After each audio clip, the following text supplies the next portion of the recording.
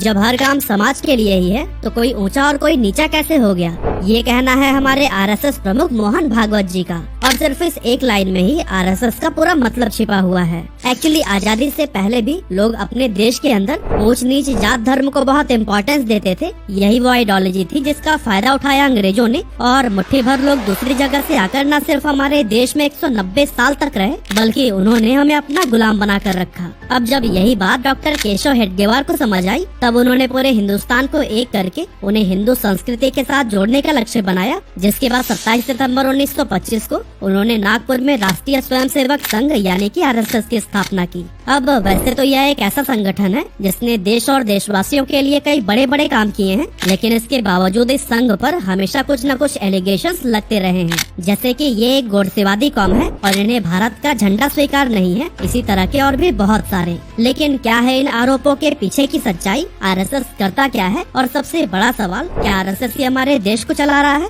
चलिए सब कुछ हम डिटेल में जानते हैं। अब दोस्तों, वैसे तो इस संघ की शुरुआत आजादी से 20 साल पहले नागपुर शहर में डॉक्टर केशव हेडगेवार ने की थी, लेकिन उस टाइम जहां इसमें सिर्फ 5 लोग ही थे, वहीं आज के टाइम पर इस संघ के पूरे देश भर में 1 करोड़ से भी ज्यादा मेंबर्स हैं। और इस संघ के प्रमुख को सरसंघ चालक कहते हैं, जो कि आज तक की हिस्ट्री में कुल 6 लोग बन चुके हैं। और फिलहाल इस पोजीशन पर मोहन भागवत जी मौजूद हैं। लेकिन चलिए अब हम बात करते हैं कि आखिर आरएसएस की विचारधारा क्या है, कैसे यह संघ पूरे देश को एक साथ जोड़ने का काम करती है। तो दोस्तों, असल में यह संघ अखंड भारत की बात करता है, ऐसा भारत जो एक हो और एक ही विचारधारा में बंधा हुआ हो। संघ में किसी देवी देवता की पूजा नहीं की जाती, बल्कि उनके लिए सबसे ऊपर उनका ध्वज है और सभी मेंबर्स उसी को ही प्रणाम करते हैं। इसी झंडे के नीचे ही संघ के सभी फैसले और संकल्प लिए जाते हैं और ध्वज की प्रार्थना के बाद ही शाखा की कोई गतिविधि शुरू होती है। स्वयंसेवक इसी के नीचे ही एक्सरसाइज से लेकर बौद्धिक चर्चा तक करते हैं। लेकिन सवाल यह है कि भगवा ध्वज को ही संघ ने अपने ऑर्गेनाइजेशन में सबसे ऊंची जगह क्यों दी है? असल में एक झंडे को अपना प्रमुख बनाने का मकसद हर तरह के करप्शन से संस्था को दूर रखना है। साथ ही भारत या फिर कई दूसरे देशों में ऐसे बहुत सारे रिलीजियस या स्पिरिचुअल ऑर्गेनाइजेशंस हैं जिनके फाउंडर्स को गुरु मानकर उन्हें पूजने की परंपरा है। लेकिन डॉक्टर हेडगेवार संघ में ऐसा नहीं चाहते थे, इसीलिए उन्होंने भगवा ध्वज को ही सबसे ऊपर रखा। अब आप जब भी संघ के मेंबर्स को देखेंगे तो वो एक स्पेशल यूनिफॉर्म में होते हैं। वो हमेशा व्हाइट शर्ट, खाकी पैंट और खाकी सॉक्स पहनते हैं। वहीं इनके बेल्ट का रंग ब्राउन होता है और ये ब्लैक शू और ब्लैक टोपी पहना करते हैं। अब इनकी यूनिफॉर्म की पैंट शुरुआती दिनों में हाफ हुआ करती थी, लेकिन बदलते वक्त के साथ उसमें थोड़ी सी ट्रांसफॉर्मेशन की गई और 2016 से हाफ पैंट के साथ साथ फुल पैंट पहनने की भी छूट दे दी गई।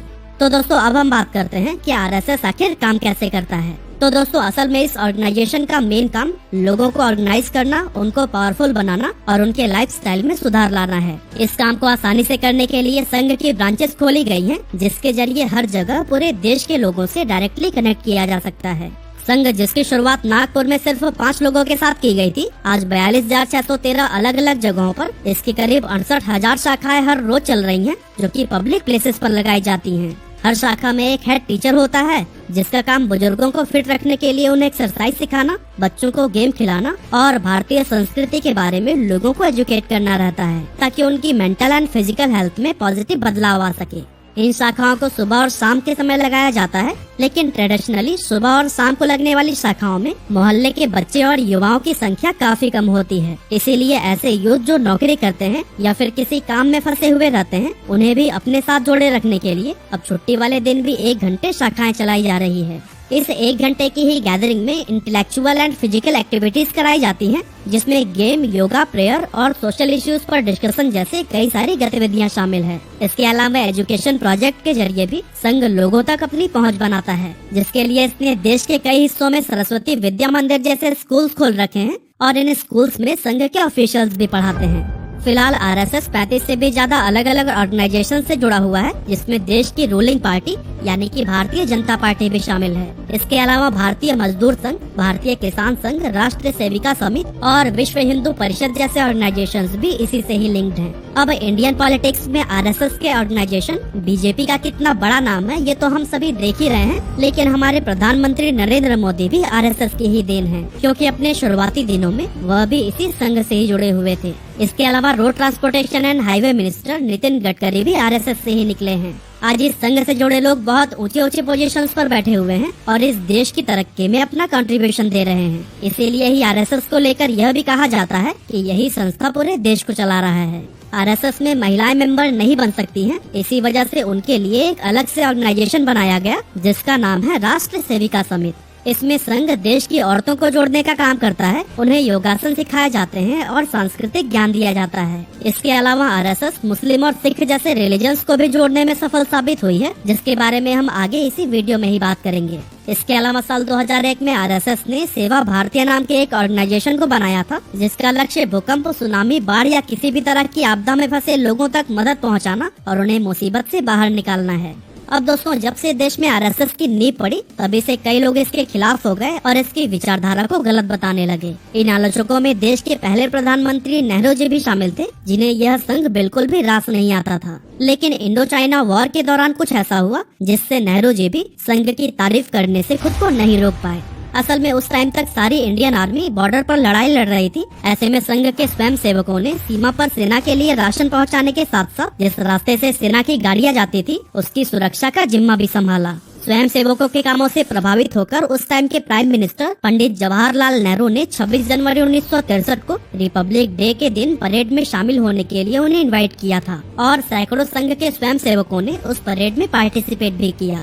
इसके अलावा कश्मीर सीमा पर निगरानी और भारत पाकिस्तान पार्टीशन से पीड़ित लोगों को भी आश्रय देने में संघ का बहुत बड़ा योगदान रहा है। संघ के मेंबर्स ने देश के बंटवारे के बाद अक्टूबर 1947 से ही कश्मीर के सीमा पर पाकिस्तानी सेना की एक्टिविटीज पर नजर रखनी शुरू कर दी थी। ये काम न तो नेहरू माउंटबेटन गवर्नमेंट कर रही थी और न ही जम्मू कश्मीर के राजा हरि सिंह कर रहे थे। उसी टाइम पर जब पाकिस्तान की एक आर्मी यूनिट ने कश्मीर की सीमा लांघने की कोशिश की तो फिर सैनिकों के साथ साथ कई स्वयं सेवकों ने भी अपनी मातृभूमि की रक्षा करते हुए लड़ाई में जान गंवा दी थी। इसके अलावा 1971 में ओडिशा में आए भयंकर चक्रवात से लेकर भोपाल की गैस त्रासदी तक, 1984 में हुए सिख विरोधी दंगों से लेकर गुजरात के भूकंप और कारगिल युद्ध के घायलों की सेवा तक संघ ने राहत और बचाव का काम हमेशा सबसे आगे रहकर किया। कोविड के दौरान भी आरएसएस ने देशवासियों की खूब मदद की और जब भी कोई आपदा आई ये हमेशा मदद के लिए आगे आते रहे। और दोस्तों, इनके सेवा कार्य में न सिर्फ भारत के लोगों को सुरक्षा देना शामिल है, बल्कि नेपाल, श्रीलंका और सुमात्रा में भी मुसीबत के समय उन्होंने अपनी पूरी मदद भेजी है। संघ के इन कामों की वजह से उनका देश प्रेम साफ तौर पर देखा जा सकता है, लेकिन फिर भी काफी समय से आरएसएस पर ये एलिगेशंस लगते आए हैं कि इन्होंने भारतीय तिरंगे को नहीं अपनाया है, क्योंकि 26 जनवरी 1950 के बाद अगले 52 सालों तक संघ ने भारत का तिरंगा ही नहीं लहराया था। और हाँ, कुछ समय पहले राहुल गांधी ने भी आरएसएस पर यही आरोप लगाया। हालांकि 2002 के बाद आरएसएस ने झंडा फहराना शुरू कर दिया था और हर साल 15 अगस्त व 26 जनवरी को संघ में राष्ट्रीय ध्वज फहराया जाता है। लेकिन अब सवाल यह है कि आखिर संघ ने 1950 से 2002 तक भारत का तिरंगा फहराया क्यों नहीं? अब दोस्तों, आजादी के समय से लेकर आज तक लगभग हर चीज में कुछ न कुछ बदलाव जरूर आया है और इस बदलाव का असर आरएसएस की आइडियोलॉजी पर भी देखने को मिला है। जब आरएसएस की शुरुआत हुई थी तो उस समय उनकी विचारधारा देश को एक संस्कृति में बांध कर रखना था ताकि उन्हें कोई और भी गुलाम न बना सके। लेकिन जब इंडिया के 2 टुकड़े हुए और पाकिस्तान एक मुस्लिम देश के रूप में जाना जाने लगा, तब संघ चाहने लगा था इंडिया को भी हिंदू राष्ट्र घोषित कर दिया जाए। हालांकि देश को पहले से ही सेक्युलर बनाने का प्लान था, इसीलिए उनकी मांग को रद्द कर दिया गया, जिससे नाराज होकर आरएसएस ने तिरंगे और संविधान को मानने से ही इनकार कर दिया था। इसके बाद से संघ को पूरे देश में ही खूब क्रिटिसिज्म का सामना करना पड़ा और अभी वो इस आलोचना से बाहर निकला भी नहीं था, तभी नाथूराम गोडसे ने महात्मा गांधी की हत्या कर दी और जो कि गोडसे संघ से जुड़ा हुआ था, इसीलिए लोगों ने आरएसएस का विरोध करना शुरू कर दिया। हालांकि आरएसएस ने उस समय ही क्लियर कर दिया था कि नाथूराम गोडसे काफी समय पहले से ही संघ आना बंद कर चुका था, लेकिन फिर भी उस टाइम तक किसी ने भी यह बात नहीं मानी और इस संघ को बैन कर दिया गया।